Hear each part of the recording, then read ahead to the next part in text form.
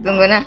Itu kan tadi konsep observasi rekan sejawat itu prosesnya adalah ada pra observasi, ada observasi, ada pasca observasi. Kalau supervisi, Ah, kalau supervisi, tidak, tadi kan ku bilang yang kutanyakan tadi itu observasi rekan sejawat. Tadi hmm, bilang kalau melibatkan itu semua dari pra sampai pasca itu kan harus ada kompetensi khususnya orang toh. Tadi bilang bilang Ki, makanya orang tidak boleh sembarang memilih RHK RHK. itu, Nah, iya. pertanyaannya, kalau harus ada pra Ya, sampai pasca, kenapa harus pakai kata observasi?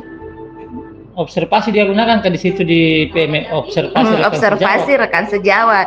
Kalau misalnya ketiga proses ini adalah supervisi, pakai kata supervisi. Enggak, karena kalau dia supervisi kan, kalau di konsepnya itu di modul coaching, supervisi itu dia haknya ke pengawas. Nah, haknya ke pengawas dan kepala sekolah. Makanya kalau dia rekan sejawat seolah-olah tidak boleh digunakan kata supervisi akademik itu. Karena kan selama ini Hmm, proses supervisi itu adalah selama ini dilaksanakan oleh pengawas, tapi dia seolah ke penilaian. ya. Nah, makanya dia digunakan ke situ. Kalau dia rekan sejawat, maka observasi, tapi arah perlakuannya nanti adalah mirip dengan itu, atau boleh dimasukkan ke situ. Supervisi berbasis coaching. Nah, di situ dia menghadirkan tiga. Kalau misalnya dia hanya sama aja dengan istilah yang prosesnya dengan yang sekarang yang dilakukan dalam bentuk wajib, maka untuk apa lagi dipilih RHK itu? Berarti double gitu. Itu kan itu maksudku. Kan di RHK itu tidak ada di situ bahwa seandainya itu bahwa itu harus punya kompetensi, orang pasti kan menjelaskan bahwa RHK ini syaratnya untuk memilih ini. Makanya katanya sebenarnya yang dipentingkan ini pemilihan kata observasi. Karena kan Merdeka Belajar juga gaungkan itu coaching untuk supervisi akademik, toh? Kenapa tidak pakai istilah itu? Karena sebenarnya kalau observasi itu siapapun bisa, karena kan kita mengamati saja, toh? Kita mengamati. Kalau saya misalnya mengamati guru bahasa Indonesia, bisa Ji, karena saya mengamati. Tidak dalam kapasitas saya mengcoaching orang, memberikan masukan, mengarahkan orang untuk pembelajarannya lebih bagus. Saya mengamati dia, tidak ada intervensiku di situ dalam proses pembelajarannya. Cocok Mi, kan memang tidak perlu intervensi di situ. Eh, kita hanya tanya dia, jangan sampai itu kan istilahnya itu apa ya? Zero, apa titik zero. Ada sesuatu hal yang mungkin kita tidak ketahui dari diri kita kalau tidak observasi orang. Jadi kalau misalnya dia tanya, Ki, saya ini kayak merasa kayak kurasa maksimal mak di pembagian kelompok, tapi kenapa anak-anak kalau kuajar tidak semaksimal ekspektasiku? Boleh tidak kita observasi yang saya lakukan itu? Nah, berarti dia menentukan tujuan untuk diobservasi itu. Tapi sekadar dia tugasnya mengobservasi apa yang disampaikan tadi, tidak perlu dia teknik-teknik coaching, tapi mirip-mirip ke situ. Karena supervisi tadi haknya pengawas, bukan haknya guru Itulah. atau rekan sejawat. Makanya itu kalau ada ada ada istilah pra, ada istilah pra, jadi tidak wajib di sebenarnya itu toh, tidak wajib di sebenarnya itu pra observasi dengan pasca observasi. Kalau di Observasi rekan sejawat. iya, tidak wajib. Tadi kan bilang Ki harus tidak boleh orang sembarang memilih RHK karena harus ini. Sebenarnya tidak boleh juga tidak wajib, karena pasti ada proses itu, pasti ada. Tapi konsep supervisinya tidak mesti selengkap supervisi akademik. Kan pasti ngomong kita sebelum diobservasi. Apa yang mau observasi? Premi aja sebenarnya. Selesai itu bagaimana tadi menurut tak?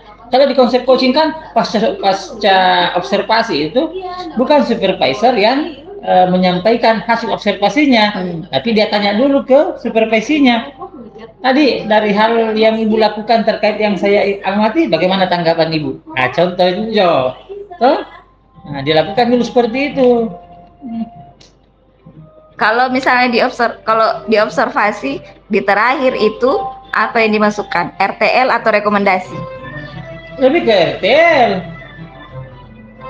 Lebih ke RTL karena yang mau mengembangkan diri adalah dia. Tapi kalau misalnya dia juga boleh tonji kalau misalnya yang diobservasi bilang ada rekomendasi tak, kasih tahu nih ikuti pelatihan independen. Tidak ada kata boleh tonji. Apa yang ini RTL atau rekomendasi? Lebih ke kalau saya secara ini lebih ke RTL. Kalau RTL berarti wajib ada pasca observasi. Perbincangan biasa di situ tuh.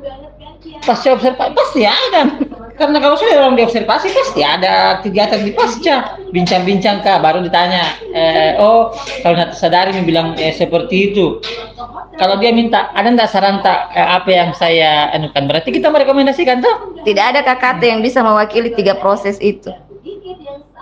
Maksudnya? Tidak ada KKT yang bisa mewakili proses observasi dengan pasca. Karena kalau kita bilang observasi, maka pengamatan langsungnya tidak ada pasca. Ini dari segi bahasa saja, nah. Tadi kan tidak bisa mungkin bilang pemantauan, terlalu tinggi anunya. Apa itu? Pemantauan juga sama, lebih-lebih ke pemantauan. Pemantauan itu melibatkan indera mata. Nah, itulah, tapi dia di situ agak tinggi tensinya ceritanya tuh kalau pemantauan. Maknanya itu, pantau gini, atau iya, makanya saya sebenarnya lebih condong ke rekomendasi karena pada saat saya sudah melakukan observasi, maka saya sendiri yang menganalisis itu menurutku sendiri apa yang dilakukan itu orang yang saya observasi, saya analisis menurut apa yang saya tahu, kemudian saya rekomendasikan. Saya tidak mendiskusikan ke ini untuk proses rencana tindak lanjut karena inilah apa alasan terkasih dia? Apa alasan terkasih rekomendasi? Hasil pengamatan saya di kelas, hasil observasi saya itu ku analisis sehingga saya bisa kasih rekomendasi untuk laporan ini, untuk laporan observasi rekan sejawat. Coba kalau saya yang punya laporan, saya yang punya laporan bahwa saya telah melakukan observasi rekan sejawat, yang mana yang lebih mengena? Saya masukkan rencana tindak lanjutnya orang yang saya observasi atau rekomendasinya saya sebagai observer. Tidak apa-apa jadi masukkan dua-duanya. Tidak apa-apa jadi masukkan dua-duanya. Misalnya kalau dia ditanya, oh ya ini. Bisa juga kita kasih rekomendasi lagi tuh. Oh selain kita tadi itu kalau misalnya dia mengatakan RTL itu saya mau tingkatkan ini di MGMP. Oh kalau di MGMP itu mungkin di setiap bulan lain topik misalnya. Masalahnya itu kalau RTL ada proses diskusi antara observer dengan yang diobservasi. Kalau rekomendasi itu tidak, hasil analisisnya sendiri. Dalam pembuatan laporan observasi ini ceritanya, saya yang melakukan observasi. Dokter kisah rekomendasi. Tidak begitu. Yang lebih pas ini ceritanya karena harusnya kan sebenarnya kan ada 2. Kalau misalnya supervisi otomatis RTL. Itu RTL. Tapi kalau observasi saya sebagai observernya. Berarti rekomendasi.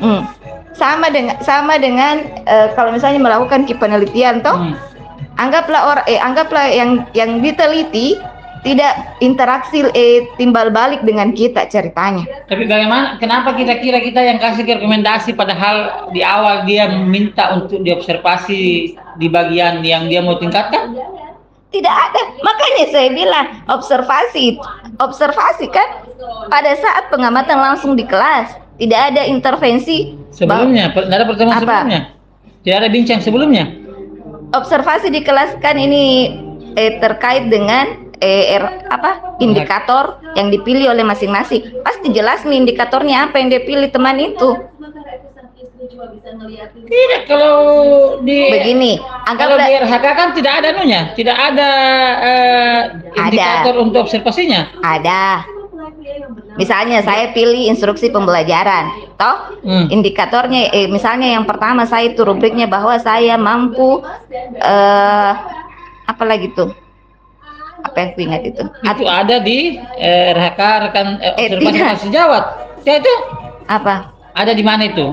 Ada di penilaian ini di isian kinerja kepala sekolah atau di pilihan RHK? Di kepala sekolah, tapi kan mengacunya sekarang observasi kelas itu adalah sesuai dengan indikator yang dipilih. Tapi kalau observasi rekan sejawat, indikator itu adakah?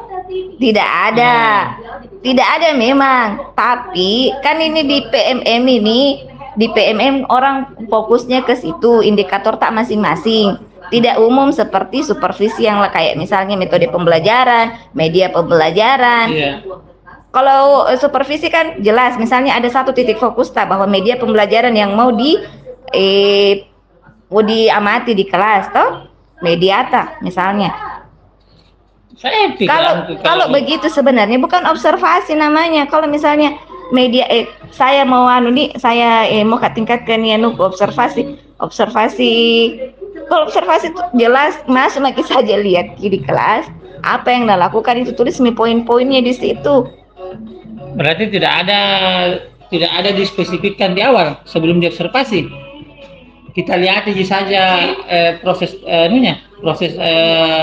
mengajarnya dia baru dicatat hal-hal yang kira-kira dia mau tingkatkan. Iya.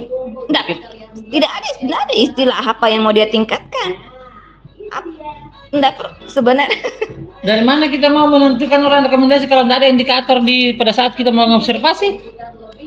Kita mau observasi proses pembelajaran kalau misalnya tidak mengacu kepada indikator yang dipilih toh. Kalau misalnya pembelajaran secara umum, kalau kita mau observasi masuk lagi mulai dari guru membuka pelajaran sampai terakhir itu semua diamati. Tidak ada fokus bahwa saya ini mau kutingkatkan, perhatikan kini di mana kurangku. Karena itu kan proses masuk di coaching itu, dan itu perlu keterampilan khusus. Bagaimana contohnya itu Anuta? Apa? Pengamatan tak. Nah sama-sama aja kita dengarkan sejawat ini. Misalnya apakah kita mengatakan ataukah misalnya kan harus jelas indikatornya sebenarnya kalau diobservasi di orang. Misalnya mana RPP tak? Dilihat di persepsi ini yang kita lakukan. Tadi itu tidak kita lakukan. Itu boleh. Jika penantama lagi bawa memang apa diobservasi orang yang penilai dari awal sampai akhir. Baru setelah selesai itu kita kasih rekomendasi. Nah karena si sambiang poin kau tahu semua observasi. Begini. Itu kan orang kalau misalnya ada yang melakukan di kelas. Indikatornya adalah kalau dia lakukan bagaimana responnya siswa. Kalau misalnya yang melakukan itu misalnya dari segi metode pembelajaran misalnya dia pakai ceramah. Dilihat nih, dipikir diamati nih. Menurut tak itu ini materinya cocok tidak dengan ceramah. Kemudian bagaimana dengan peserta didik pada saat orang itu melakukan ceramah. Makanya di kotak-kotakan nanti metode yang pertama digunakan oleh guru ini ceramah. Kemudian bagaimana efektivitasnya. Boleh juga disangkutkan dengan teorinya ceramah kalau di laporan ceritanya. Kalau misalnya kita mau ada orang misalnya minta tolong, saya mau ditingkatkan di caraku kasih ice breaking. Berarti dia harus cari orang yang memang mahir di ice breaking. Tidak boleh. Kalau misalnya kalau dia mahir di ice breaking berarti mentoring sengaja ya. Apa? Mentoring. Kalau misalnya kita mau ditingkatkan, coba Bedeng, kalau mau kita meningkatkan sesuatu, kita bertanya ke orang yang lebih paham atau tidak? Kan kalau konsepnya di supervisi sebenarnya kita hanya menggali potensinya dia, sebenarnya dia punya cuma kita pandu dia dengan pertanyaan. Bagaimana cara tak memandu kalau kita sendiri tidak mampu di situ? Di coaching kan begitu. Apa? Di coaching kan begitu, bukan dia bahwa kita harus punya keahlian. Karena orangnya jadi sendiri yang mau dibantu untuk menyadari bahwa begini caranya. Untuk menemukan pertanyaan yang tepat untuk dia bisa menggali itu, setidaknya kita punya pengalaman di situ. Coba Bedeng, kalau kita tidak punya pengalaman di ice breaking, bagaimana kita kasih pertanyaan orang, memandu orang untuk bisa menemukan jalan keluarnya? Tidak, karena di situ di konsepnya adalah pertanyaan-pertanyaan berbobot yang muncul adalah hasil dari mendengarkan secara aktif dan menangkap kata-kata kunci, bukan bahwa karena kita mengaitkan antara kita punya pengalaman dengan apa yang disampaikan. Berarti itu di coaching tidak perlu orang punya keahlian, karena dia hanya mendengarkan secara aktif, mencatat kata-kata kunci yang dia sampaikan, baru kita memberikan pertanyaan-pertanyaan yang berbobot. Karena kalau Coba kita hari Bede, ini tadi kalau itu asumsi dengan apa pengalaman yang sudah saya alami, mentoring itu. coba Bede, tidak, maksudnya begini, kita bisa menangkap kata kunci karena kita ada punya pengetahuan dasar tentang itu.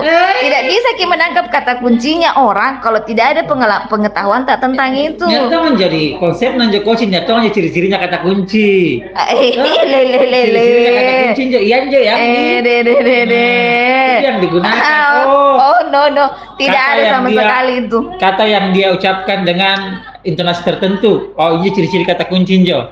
Kata yang dia ucapkan setelah kata tapi. Oh, ini ciri-ciri kata kunci jo. Kata yang dia ucapkan disertai dengan emosional misalnya. Kata ciri-ciri kata kunci jo. Dari itu yang dicatat. Oh ya, mendengarkan aktif. Baru dari situ kita mengelola pertanyaan-pertanyaan yang berbobot. Dia bisa mengembangkan potensi. Itu biasanya orang salah menangkap kata kunci karena tidak ada pemahaman dasarnya di situ. Justru lebih bahaya kalau ada pemahaman dasar karena dia akan mengasumsikan dengan pemahaman dasarnya atau pengalaman-pengalamannya dan itu tidak masuk di konsep kalau ini berbicara coaching ya, tidak masuk ke situ dia ke mentoring salah sekali pun training. Karena dia keahliannya yang dia akan anukan ke orang kan? Tidak. Itu makanya orang tidak sembarang kasih coaching karena yang pertama itu sebenarnya harus ada pemahaman dasar tentang siapa yang mau di coaching, kemudian dia bisa meredam itu apa yang ada di kepalanya hanya untuk memandu saja. Tidak, kalau di situ di konsepnya coaching yang kita baca, kita pelajari, tidak perlu ada keahlian khusus. Beda dengan konsep-konsep yang lain karena di situ kan di coaching kita tidak fokus ke topiknya, kita fokus ke orangnya. Kalau kayak tadi itu berarti kita akan fokus ke topik. Nah, modul 4 di CPP mulai baku baca habis. Artinya tidak Pak. Di situ syarat pertamanya itu coaching adalah seorang coach harus fokus ke orangnya, ke coachingnya, bukan pada topik. Jadi apapun topik yang dibawa oleh coaching kita tidak terpengaruh karena kita fokus ke orangnya. Adalah kopi. Bersambung yang jelasnya saya tidak akan mau di-coach sama orang yang tidak lebih baik pemahamannya daripada saya. Bagaimana dia mau mengarahkan saya kalau dia sendiri tidak memahami? Tidak ada istilah itu bahwa langsung ke orangnya. Betul langsung ke orangnya, tapi orang yang coach itu harus juga ada dasarnya. Tidak boleh piti-piti. Ini berbicara konsepnya ini. Jadi kan di situ ada istilah training, mentoring, coaching. Betul. Itu toh pada proses teknik pelaksanaannya yang berbeda. Tapi konsep terhadap masalah yang dihadapi orang itu setidaknya dasarnya ada di kepalanya orang yang bertindak sebagai coach kah, mentor kah, trainer kah. Nanya kalau coach, kalau coaching. Itulah mengapa ini ceritanya di grup penggerak bukan Jaki coach sebenarnya toh. Ya karena kan memang ada ahli coach dia itu ahli dia dan itu bukan sih sebenarnya juga orang pendidikan, banyak coach yang bukan orang pendidikan dia fokus di coaching memang, tapi itu tidak ada di dasarnya tentang ini, makanya dia itu ilmu coaching bisa masuk di semua lini karena orang tidak perlu pemahaman tentang topiknya tapi dia fokus ke orangnya. Jadi coach bisa ke tentang pendidikan, coach bisa ke manajemen misalnya, coach bisa ke bisnis misalnya, coach bisa ke bidang-bidang yang lain, olahraga misalnya, karena dia hanya butuh coba kalau kita coachnya anggaplah tidak ada dasar sama sekali terhadap media pembelajaran saya datang ke kita untuk minta di coaching toh saya minta tunggu dulu, saya datang ke kita untuk minta di coaching ceritanya. Kemudian saya bilang begini masalahku. Kita bilang apa ini, jangan sampai apa yang saya utarakan itu sebenarnya belum tepat, belum Pak Iyo ini. Tidak ada haknya coach mempayoi apa yang disampaikan coach. Tidak ada memang, tapi ketika berhenti maki mengarahkan, itu artinya bahwa ada kesepakatan antara coach dengan Coaching. Iya. Itulah berarti mengarahkan itu sama dengan mengiyakan apa yang akan dilaksanakan oleh si coachnya. Cocok nih. Kalau tidak ada kita pemahaman dasar terhadap itu, kemudian misalnya tuh apa yang bisa kita lakukan Bu? Apa nanti kira-kira yang mau kita lakukan Bu? Saya mau begini, kapan bagus nih, begini bagus. Kalau tidak ada sama sekali, bagaimana cara kan kalau misalnya dia mengatakan, kalau misalnya ini ya tidak ada sama sekali dasarnya, lalu sudah mengatakan saya mau melakukan ini, ditanya lagi tentang apa yang membuat ibu akan melakukan itu. Nah itu namanya menggali lagi di proses identifikasi Jo. Kalau kan tidak mungkin juga, karena ini ceritanya dia yang mau kembangkan dirinya terhadap topik itu. Tidak mungkin juga dia memberikan jawaban yang tidak menyentuh atau tidak mirip-mirip dengan apa yang memang benar di bagian itu. Nah, itu kan kita aja mengumpulkan. Nah, oke. Dari sekian strategi yang ibu sudah sebutkan, strategi yang mana yang paling mungkin dilakukan misalnya? Oh, ya berarti dia fokus ke coachingnya tuh, bukan fokus ke topiknya, Bos. Kalau semua strategi yang saya sebutkan itu ternyata tidak mengarah ke masalahku, nggak pernah bisa. Nah kita nggak pernah bisa kamanjat. Tuh, berarti punya kamanjat ya, kita ke proses coaching, makin boyar mentoring bro. Kayaknya kita karena tidak tahu gini yang dibincangkan sendiri. Kalau bertanya dengan pertanyaan berbobot, lain jawaban tak. Sepertinya ini disampaikan bilang kita ini bukan mau di coaching, kita ini mau di mentoring atau mau di training. Saat ini rekomendasi materi, nanti Mbak.